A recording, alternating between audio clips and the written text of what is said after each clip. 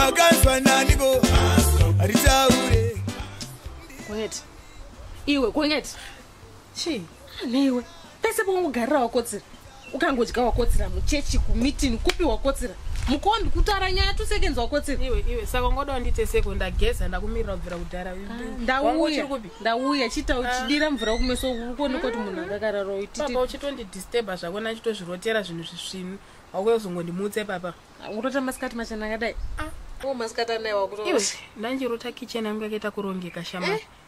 Mazipoto ndanjirota iye asata manufacture muno muZimbabwe nemaplates akaita gold so. Ukunudza kuti kurongeka kwekitchen yako mapoto. Kozve. Saka usati wane bag sha. Asati wane cash. Ukaona uchiri kuti kurongeka kwekitchen mapoto zvakasara kudhara izvo. Saka chichi neke chachinorongeka. Mazano unesa boots. Wanzo. Boots ndosadza kuti munhu ane zvinhu zvake. Boots nekitchen zviri kufambirana pepe. Atishaiswa kapashure kekaboots. Unesa patable yako mukitchen unyatsodzi arrange mushe. Ndotoona kuti apa pane mari apa. Munhu ane mari. Wakaona munhu andorongedza boots patable yemukitchen haana kusiyana nemufeso wekuti ndakaita brain amwari. Vese vanenge vachida psychiatric. No, it's the latest trend. Hakuna zvarutara. Munhu wese anonzi ane mari. Ndozviri kuitika mazuva fambira nenguva. Tende utasenga tichende vanonoka kudoka zitara zina nebasa rese boots mukitchen. Panyaya yekuenda apa vana chingoti kotikana takasiyana tosvika 1-1.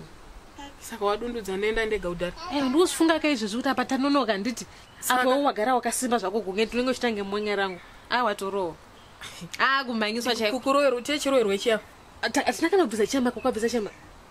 Saka ndororonza ndakubvisa chema ndomanikidzwe reni. Vana nehasha mazonosha kanhu kadiki kari kurohesa. Vanhu ngavarongeke kumarufu kwavo kuti uda kuzopedzera vanhu hasha vanhu asinei nani. Nai.